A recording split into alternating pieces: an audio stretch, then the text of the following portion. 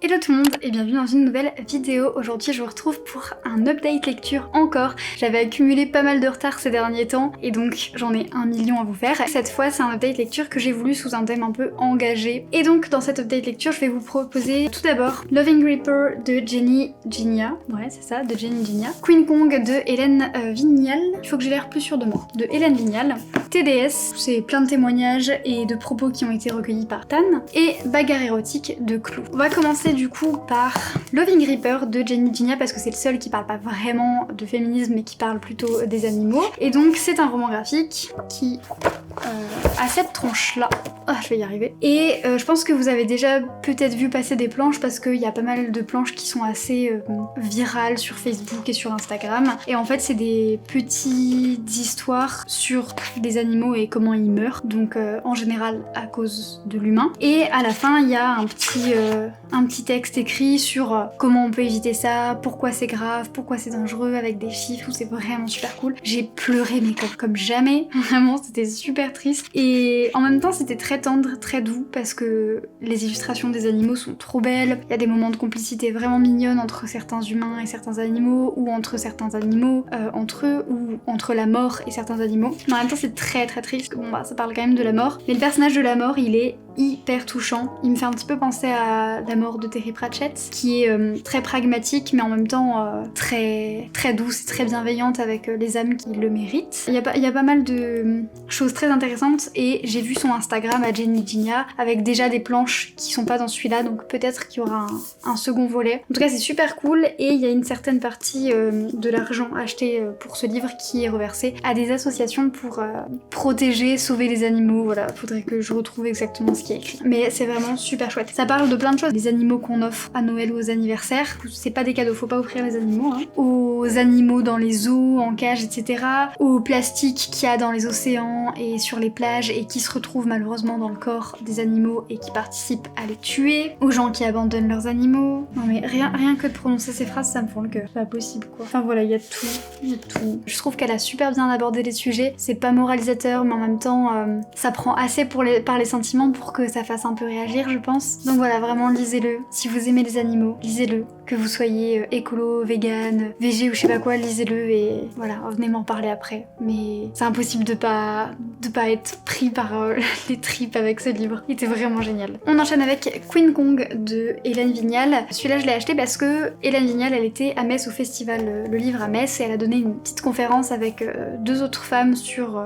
attention je vais me faire démonétiser mais je suis même pas monétisée donc c'est pas grave. Sur la jouissance féminine. Et j'ai trouvé que c'était super intéressant, le thème, les manières de l'aborder et tout. Et donc ça c'est un roman jeunesse qui parle d'une jeune fille qui a des expériences sexuelles avec 4 garçons et qui en fait, voyez, il y en a certaines qui sont neutres, il y en a certaines qui sont assez désastreuses et il y en a une qui est plutôt positive. Et en fait, tout au long de ça, elle apprend à connaître son corps et à se connaître elle-même et en fait, elle se rend rapidement compte que la meilleure manière de se donner du plaisir, c'est de se le donner soi-même en fait, parce que elle connaît vraiment son corps et tout. Donc c'est super cool, ça parle de sexualité, mais il y a aussi tout un aspect super intéressant sur le cyberharcèlement puisque comme elle a couché avec 4 garçons, elle se fait un petit peu insulter à l'école, voilà, vous voyez un petit peu le genre. Je lève les yeux au ciel plusieurs fois, mais malheureusement bah, c'est comme ça au lycée, les préjugés, etc. Et donc on suit un petit peu ces trucs-là, donc elle nous parle tantôt de ses aventures avec ces 4 garçons, comment elle les a rencontrés, comment ça s'est passé, son ressenti, le ressenti des garçons, enfin en tout cas voilà, un petit peu comment ça s'est passé après, et en même temps il y a ce harcèlement à l'école, ce que ça lui fait ressentir et tout. Ça se passe très très rapidement, le livre est très court et il est assez intense, et il y a plein de questions assez intéressantes et de phrases très poignantes sur ce que c'est que d'être une femme, la sexualité quand on est adolescent, au lycée, etc. Donc vraiment j'ai trouvé très intéressant, c'est pas un coup de cœur, je sais pas pourquoi il manque 2-3 trucs, mais c'était vraiment très chouette. Tout le parallèle avec King Kong Theory de Virginie Despentes m'a beaucoup plu, parce que c'est un livre qui m'a beaucoup plu, avec des thématiques très fortes et qui m'ont beaucoup parlé. Et il y a tout un parallèle aussi avec un terrain à défendre d'un gros promoteur immobilier, et donc ce terrain, la nature qui est reliée liées au corps de la femme, etc. Il y a plein de parallèles qui sont assez intéressants et Hélène Vignal en parlait très très bien quand elle en parlait. Donc la collection est très chouette, en plus je la découvrais. C'est une collection dont Audrey du Souffle des mots parle beaucoup. C'est une collection qui parle de sexualité pour les jeunes, c'est donc la collection L'Ardeur chez Thierry Magnier si je dis pas de bêtises. Et voilà, je l'ai découverte avec grand plaisir et elle est vraiment très chouette.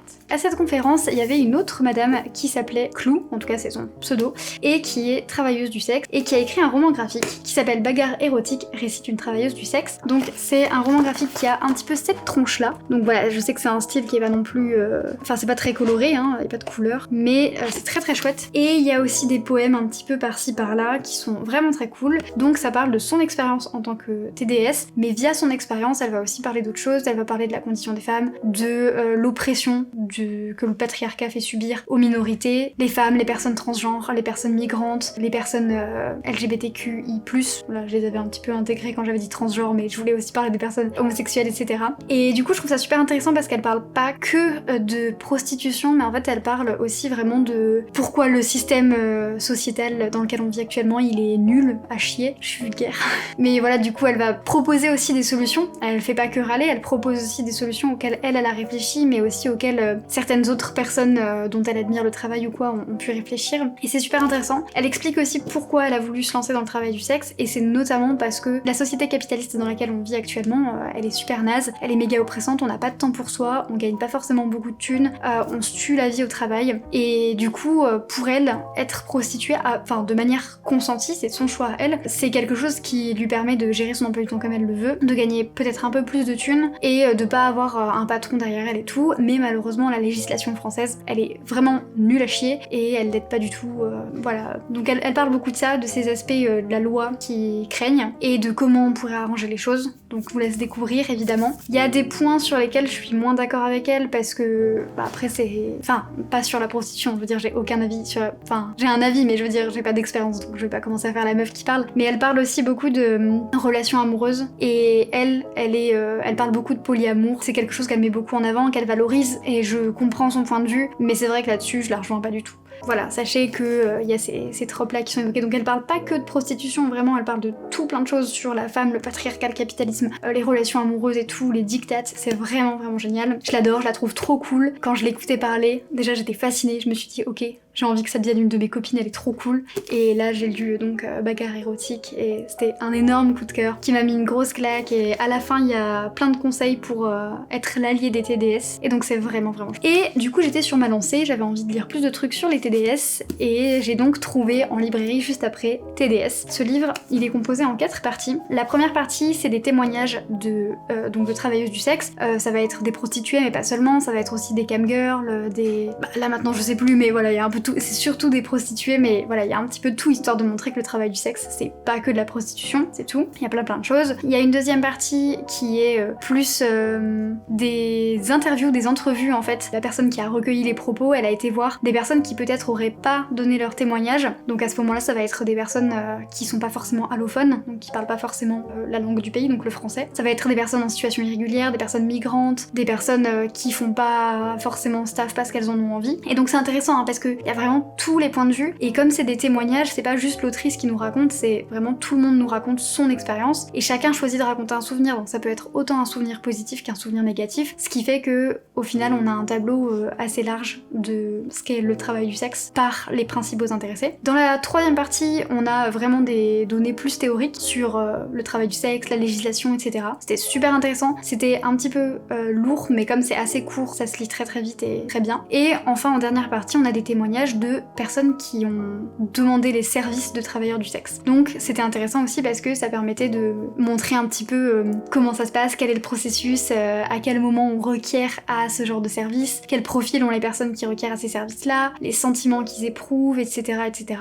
On a autant des témoignages positifs, donc comme je le disais, que des témoignages négatifs. Ce qui fait que on n'est pas en train de diaboliser le travail du sexe, mais en même temps on n'est pas non plus en train d'idéaliser. Mais il y a vraiment ce truc de, à la fin on termine le livre et on se dit, en fait, si la législation elle était mieux foutue, qu'on écoutait les personnes qui sont les premières concernées et qu'on mettait en avant des projets de loi avec les TDS, ça se passerait beaucoup mieux pour tout le monde. Parce qu'en fait, les expériences qui se passent mal, c'est quoi? C'est quand les plaintes sont pas écoutées parce qu'on prend pas au sérieux les TDS et on prend pas au sérieux les femmes de manière générale. C'est quand les clients se croient tout permis parce que les hommes sont pas bien éduqués, mais la plupart des clients se comportent très bien, ils le disent. Ou c'est quand c'est fait dans des conditions irrégulières parce que la situation des personnes migrantes, elle est loin d'être enviable, parce que pareil pour des personnes trans, il y a plein de situations où malheureusement il y a des gens qui sont obligés de le faire soit de manière non consentie, soit dans des conditions déplorables, qui créent un espèce de cercle vicieux très dommageable. Mais il y a plein d'expériences positives aussi qui sont relatées et qui montrent que si c'est fait dans des bonnes conditions, si la législation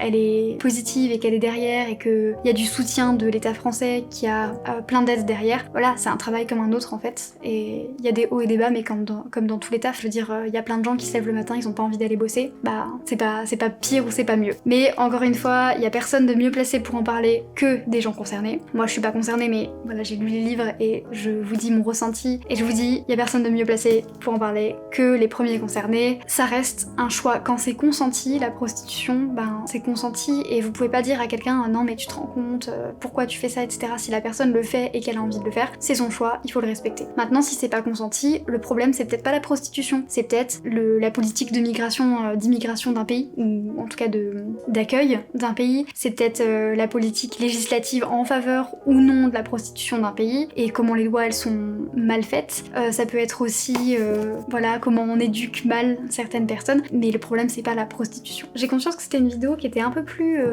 axée sur des sujets voilà, mais on en parle ici, donc c'est comme ça. En tout cas, ça m'a fait très plaisir de mettre en avant ces livres que j'ai trouvé très cool. Surtout les deux derniers, c'est des sujets qu'on voit un peu moins passer, et même moi c'était la première fois que je lisais des choses là-dessus, donc je suis très contente, c'était des très belles découvertes.